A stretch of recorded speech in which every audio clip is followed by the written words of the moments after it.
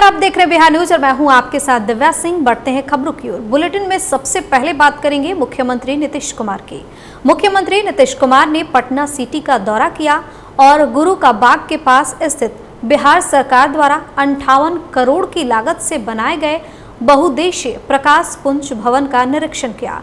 वहीं यात्रियों के ठहरने के लिए 15 करोड़ लागत से बनाए गए पंजाब भवन का भी निरीक्षण किया। इस मौके पर जिलाधिकारी चंद्रशेखर सिंह और पटना सिटी एसडीओ मुकेश रंजन समेत प्रशासनिक अधिकारी भी मौजूद रहे।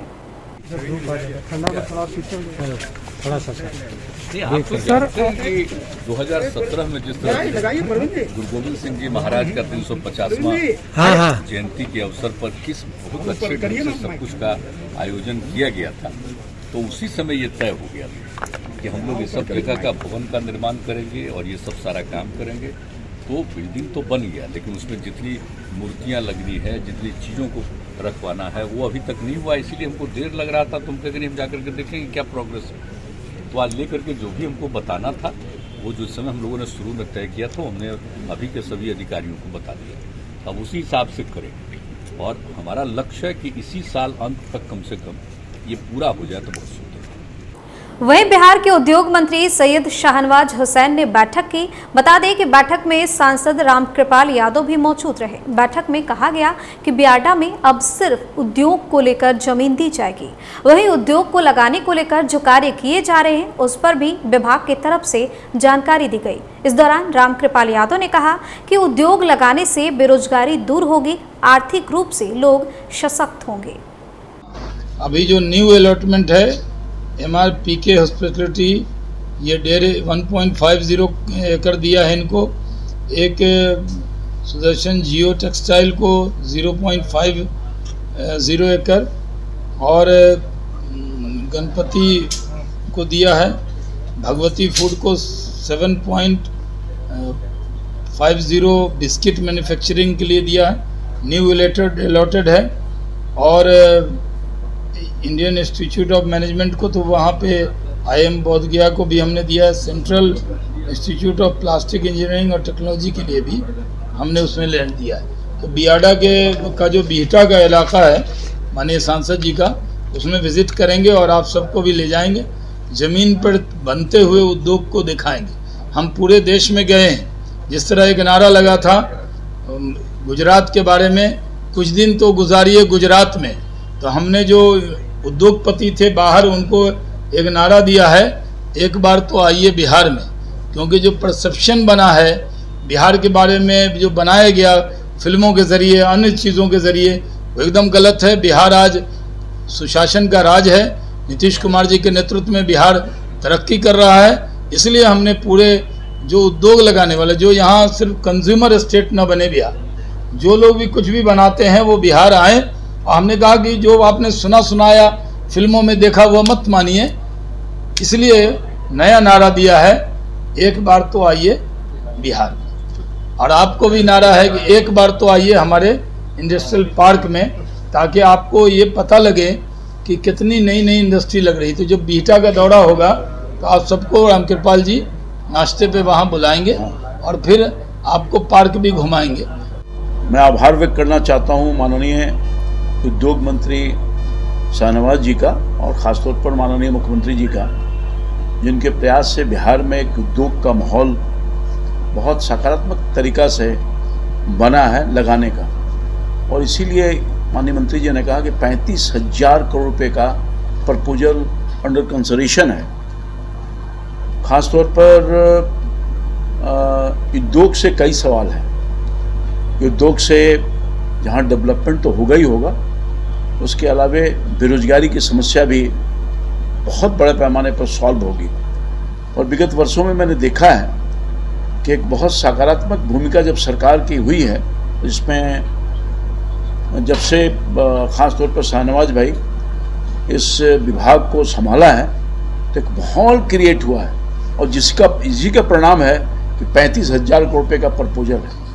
अभी आज हम आए थे, हमारे साथ विधान परिषद के माननीय सदस्य जनता दल यू के वरिष्ठ नेता गुलाम गौस जी भी थे। और हम लोगों ने अभी शाहनवाज साहब के साथ खासतौर पर बेहटा की जो जमीन हमारे क्षेत्र, संसदीय क्षेत्र बिहटा में बहुत बड़े पैमाने पर भूभाग है जहां इंडस्ट्री लगी हुई है और लगानी है, उसके संदर्भ में आज विशेष तौर पर हमें प्रेजेंटेशन दिया गया और जानकारी दी गई कि हाल के दिनों में कौन कौन से उद्योग वहां लगने जा रहे हैं। सबसे बड़ी बात यह है कि वहां जो जमीन का आवंटन होना है उसमें आईटी सेक्टर को भी देना है। तो मैंने आग्रह किया है शाहनवाज साहब से कि आईटी सेक्टर का स्कोप अपने यहाँ बहुत है और सबसे बड़ी बात है कि जितने बड़े पैमाने पर आईटी सेक्टर में काम करने वाले पूरे देश दुनिया में हैं, उसमें बड़े पैमाने पर बिहार के बच्चे भी हैं। तो एक माहौल है, उस माहौल को लाभ उठाने के लिए सरकार तत्परता के साथ उनको ज़मीन दे रही है।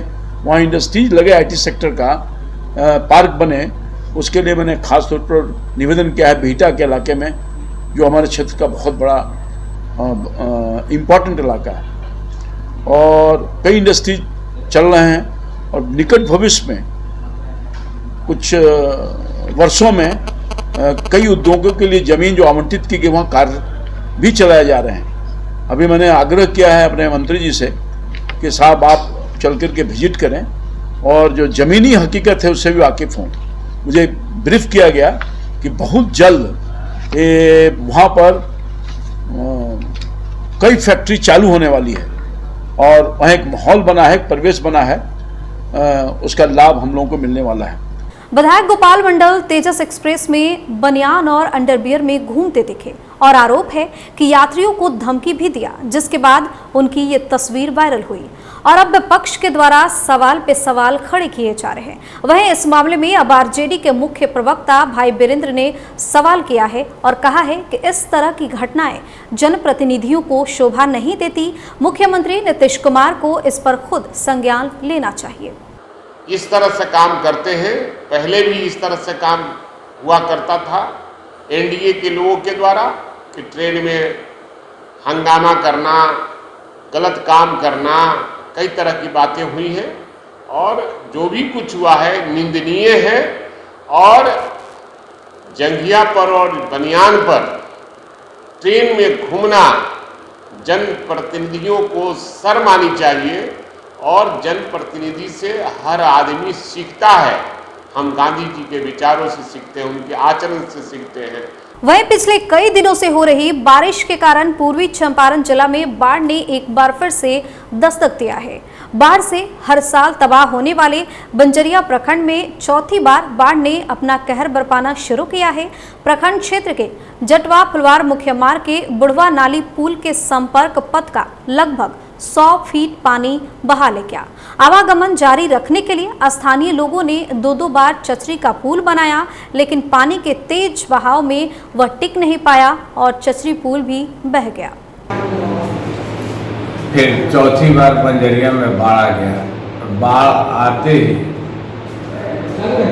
सब जगह के पुल के जितने भी अप्रोच पथ हैं लगभग टूटने के कगार पर। उसी में एक बुढ़वा का अप्रोच पथ टूट गया और उधर के लगभग 5 पंचायत का आवागमन बंद हो गया है और अप्रोच इतना बड़ा टूटा है कि उधर से पार करना लोगों को मुश्किल है। अगर किसी को स्नैक बाइक, बीमारी, मार्केट से कोई सामान लाना है तो अब चारों तरफ से वो फुलवार का एरिया पूरा रास्ता बंद हो गया है, पूरी तरह कट हो गया है। बिहार सरकार ने बच्चों की उच्च स्तर के शिक्षा के लिए सभी स्कूलों में स्मार्ट क्लास की बेहतर सुविधा मुहैया कराई है, लेकिन वह व्यवस्था आज बच्चों के लिए अश्लीलता का साधन बनती जा रही है। ऐसा ही एक मामला बेगूसराय के बखरी प्रखंड के राटन आदर्श मध्य विद्यालय से सामने आया है, जहां बच्चे टीचर की गैर मौजूदगी में धड़ल्ले से स्मार्ट क्लास के लिए लगे टीवी में पढ़ाई के बजाय भोजपुरी अश्लील गाना देखते और सुनते नजर आ रहे हैं, जिसमें बच्चियां भी क्लास में उपस्थित हैं। अब यह वीडियो सोशल मीडिया पर तेजी से वायरल हो रहा है और शासन और प्रशासन दोनों सवालों के घेरे में है।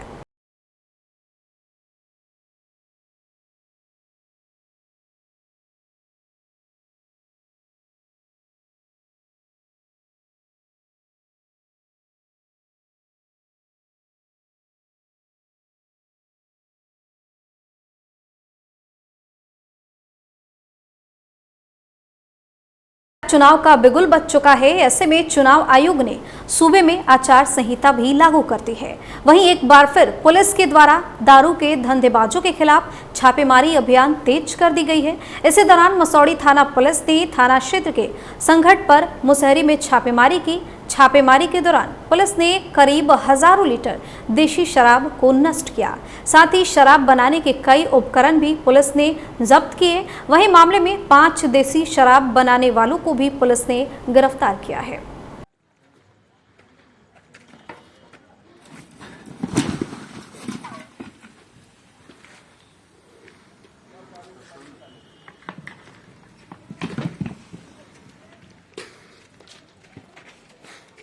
इधर जवान।